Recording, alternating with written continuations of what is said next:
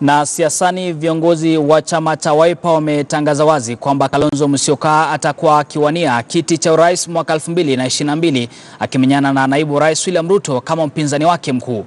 Viongozi hao wamezungumza katika kaunti ya Makueni alipozuru naibu rais William Ruto kuzindua miradi. William Ruto alijaribu kukwepa siasa ila akaahidi kurudi tena kuomba uungwaji mkono.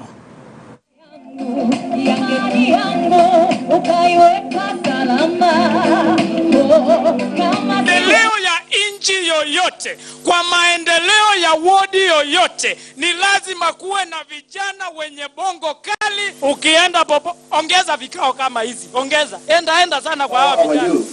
And I'm happy most of our counties are... Ukiendelea utanga leo tunashukuru umetanga ukuja Makueni kukaa na sisi. Mimi kama mheshimiwa wa kule Kibwezi hii Makueni County, sometimes hata ukienda Mombasa pitia huko utanga nao vijana. Lakini kwa sababu najua ukitanga utaleta mazuri. Karibu sana Makueni. Sisi tukienda kwa Rift Valley huwa tunakaribishwa sana. Juzi tulikuwa kule kwa mheshimiwa Cheptubu na former Vice President Kalonzo Musyoka na tukakaribishwa na tumekaribisha wewe. Tunajua nyinyi wawili mnang'ang'ania kiti ya urais, yule atashinda gini mkono. Akisema wale wabunge ambao walichaguliwa wakati wa NAK 17 waondolewe mamlakani. Mimi ndio nilitengeneza ile team ambayo ilitetea au mabunge 17. Mheshimiwa Kennedy Ogeto ambaye ni SG, mimi ndio nilimutia. Monari, wale walitetea Muturi. That team was constituted by me.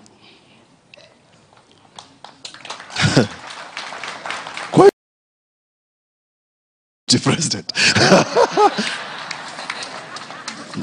Na ikiendelea hivyo tukingangana, Mungu akimjalia mimi nitakuwa wakili wa president. You are a king maker. Na wewe unawinda na sisi tunawinda, as you know. Na tutakaa tuone, I don't know whether the plural of kuwinda ni mawindo. We shall sit.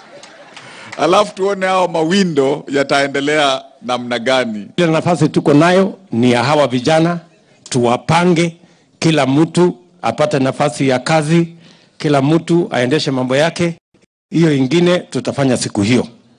Ama ni namna gani? Si namna hiyo jameni?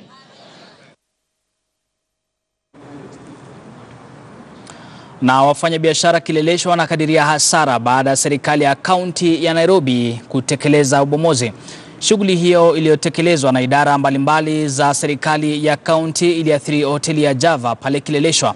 Afisa wa serikali ya kaunti ya Nairobi Bwana Peter Mbaya anasema shughuli hiyo itaendelea hadi majengo yaliyojengwa ndani ya mita 50 kutoka kwa mito yamalizike.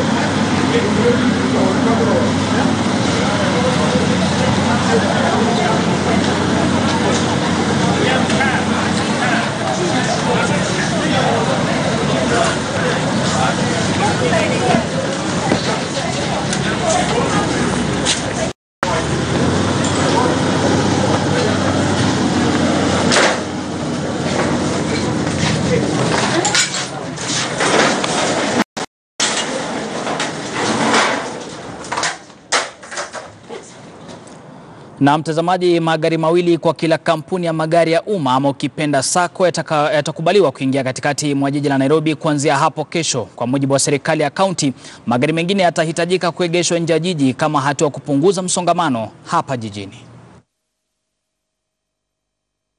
Tomorrow I'll have very many breakdowns to tow their vehicles. Those who don't comply, that we make sure that they comply to the law.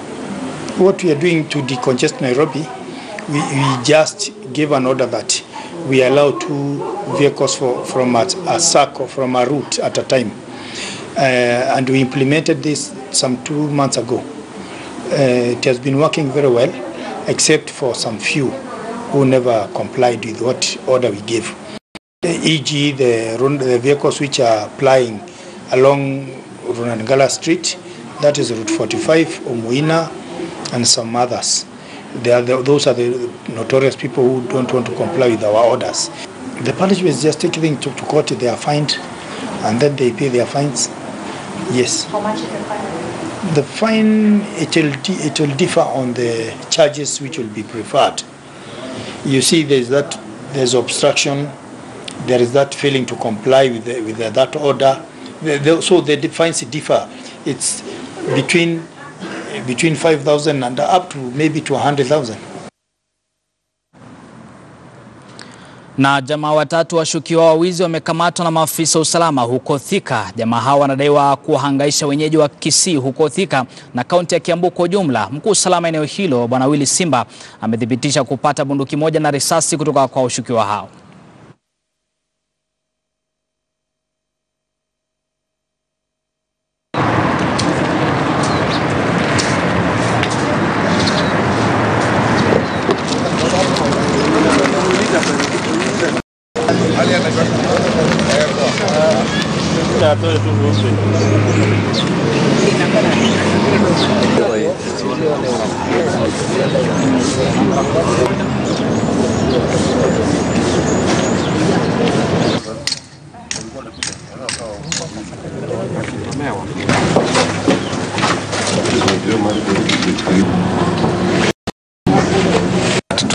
Walipoingia hapa walijaribu kuruka pale, wakaruka nje na tuliwashikia nje wakati walikuwa wanatoroka.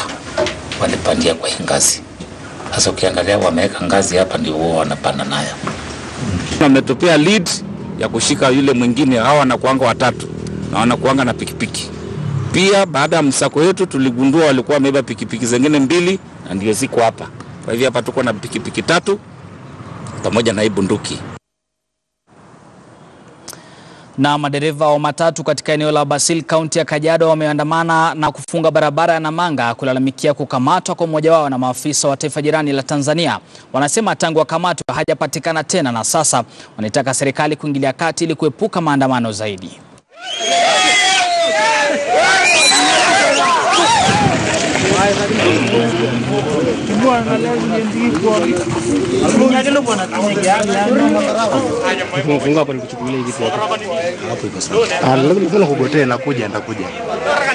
Wana tu ile fundi. Aje kuna maandamano tumaliza alafu nakaa nakwambia. Wale hiyo fundi kuna demo tunakaa alafu nakaa.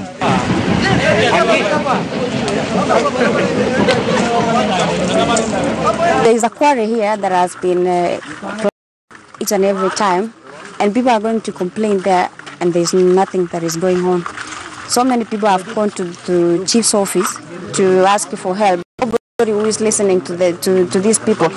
Na hii quarry tangu zamani kuanza tulifanya agreement na wale wenye watu wa surrounding yote. Tukazungumza kusema any matara yenye atafanya kama kuku na kataa kusaa ataulizwa. Kamati ya bunge kuhusu mawasiliano inakutana na afisa mkuu mtendaji wa kampuni ya Safaricom kuhusiana na uchunguzi kuhusu mapungufu katika sheria za usimamizi zinazoathiri ushindani katika sekta ya mawasiliano ya simu.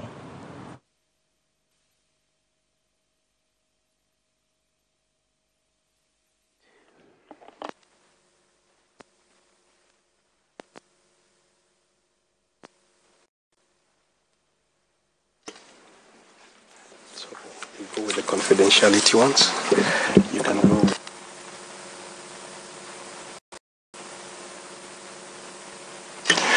So, Chairman, I'm going to take a couple of questions. The first one is employment and equitable distribution of employment. Of course, you know, we started in Nairobi, and our operations are headquartered here, but we do have a regional structure split across 6 different regions with a reasonable degree of autonomy. We also have recently, in the last year, opened a new call center, which we've done in Eldoret, employing, I think, 600 people. Capacity for 800. With a capacity for 800. And we continue to look for employment opportunities across the country. Of course, it's impossible to create call centers in 4 states. Certainly at this stage. The other question I'm going to address is the general question around confidentiality of information and protection of customer privacy. We actually operate to the recently introduced GDPR standards, which have been operating in Europe for the past couple of months. So we take the customer privacy very seriously. And as I said, we protect that privacy in the same way as if we were operating in a European environment. Now, a number of members have raised the issue of the security services finding access to customer information. You know, I would like you to bring those to my personal attention, because the security services should not have access to any customer information unless they have the relevant court documents before they can do that. The question from, if I can refer to you as my dealer, you'll also recall that in the last few days we've actually put a stop to that process in order to review it. So we did take feedback. I did take feedback, although I wasn't here, from the dealers. On Mshwari loans, you know, the loans, we were just a conduit for these loans. So the Mshwari loans is actually determined by CBA. Similarly, the KCB loans are determined by KCB. So the rate that they charge is up to them. It's not up to us. And if you look at the 2 banks, they actually give 2 different rates. So KCB has taken one approach, which is they've complied with the interest rate capping regulations, whereas CBA have taken the approach that says it's not an interest rate, it's a charge. So it's not determined by us. There is a lot of concern around Okoa Jahazi. You know, Chairman, all I can say is that Kwingineko, changamoto wanazopitia wakazi wa Kiunga mpakani mwa Kenya na Somalia ni nyingi, ikiwemo usalama, afya na hata kupata vibali vya kisheria kama vile vitambulisho na stakabadhi zingine muhimu. Wakizungumza baada ya mkutano na kamati ya bunge kuhusu uwiano na utangamano, wakazi hao wamelalamikia kutelekezwa na serikali.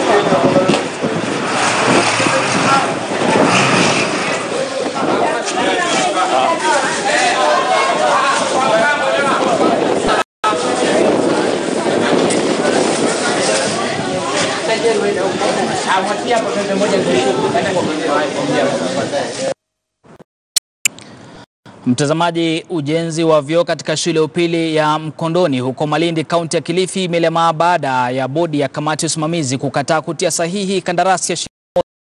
Mwenyekiti wa kamati hiyo, Charo Dhoya, anasema watu 13 walitaka kupewa kandarasi hiyo ila wakagutuka wakati mwalimu mkuu keshapeana kandarasi hiyo kwa bwana mmoja. Ni hatua hiyo ambayo sasa imewazuia wao kuiweka sahihi kandarasi hiyo.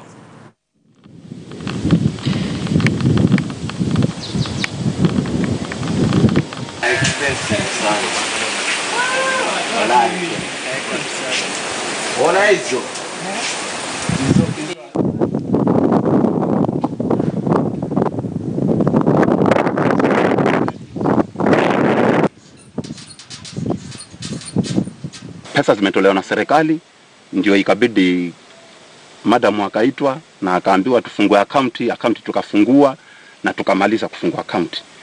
Pesa zikaingia kwa akaunti, ikabidi tenda sasa itolewe kwa wale macontract ni 13 wale ambao waliapply. Sasa sisi wenyewe wakaaji wa Mkondoni ama sisi kamati, vile ambavyo tulikuwa tumeamua hiyo kazi, kwa sababu zile kampuni zote ambazo zimeapply, kulikuwa na kampuni moja ndio ambayo tulikuwa tumeamua sisi wenyewe kwamba hiyo kazi ifanye. Unaona sasa, lakini sasa kwa sababu ya ile hali ambayo inaendelea kwa sahihi, kusema ule ukweli ni kwamba yani hatuna jibu ama hatuelewi kama kunaendelea vipi, kwa sababu tulikuwa tunajua hizo karatasi ni ziende, tenda zimenunuliwa, tukaja tukafungua, tukakaa, tukamaliza, zikawa zimeenda na engineer. Tulikuwa tunasubiri majibu, na majibu alipofika sasa ikawa ni tukae sisi wanakamati, lakini haikuwezekana kukaa wanakamati wote.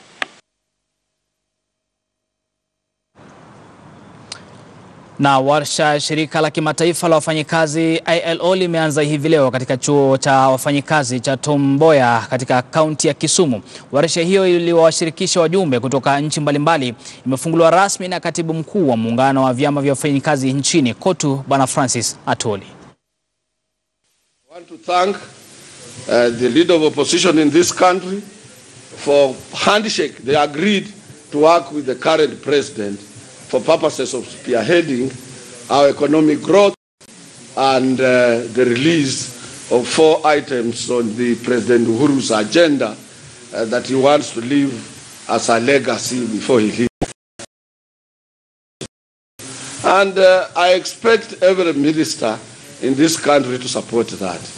And I would ask the President also to have an opportunity with his cabinet so that his cabinet cannot think indifferent when Kenyans are happy with the prevailing political peace in this country. I would also ask His Excellency the President to move with speed and make sure that other communities that are not represented in the cabinet are properly represented in the cabinet. There must be a cabinet reshuffle in this country for us to move ahead and be a one nation. Kenya is a satellite of economic activities in this region. For those who are connecting in Nairobi, if you have opportunity to see Nairobi properly and you have been to Dubai, there is very little difference. You can only compare Nairobi to South Africa and Cairo on the continent in terms of economic growth and economic development. And therefore, we need to have a stable government, a serious government, a government of people who are committed to the ideals of making sure that we remain relevant and a country that others can also learn from. Our shilling remains strong in the region, and irrespective of a lot of corruption and public plundering and theft that have been done in the past. And I want to thank the young 2 men in the DCI, Mr. Kinoti and Nurdin Haji, who have taken up the mandate of investigating and are running serious big people into courts and so on. I would also urge the Ethics and Corruption Commission to keep off, because I myself made a statement 2013 on the money which was stolen at NSSF, more than 80 billion, and you people can write. Up to now, they have not investigated that case. And now their work is being done by other people. They are complaining that our work has been overtaken by other people. The Ethics and Corruption Commission was the conduit, the first conduit of corruption in this country. You report there the theft in an organization, be it a parastatal, you have opened doors for them to go there and loot. So they should let the 2 untended young people who have been appointed in the position of DCI and DPP. DPP, I think, is the Director of Public Prosecution, and DCI is Director of Criminal Investigation. let them have that opportunity to do their work uninterfered with, uninterrupted. Mtazamaji, ni saa 10 dakika ni 26. Naomba nipate maji, kisha muda si mrefu tutakuwa nakuletea taarifa nyingi zaidi ambazo tumekuandalia siku ya leo, ikiwemo taarifa ambayo tunasubiri kutoka kaunti Mombasa kwa ikulu ya rais pale, ambapo tunasubiri kwamba Rais Uhuru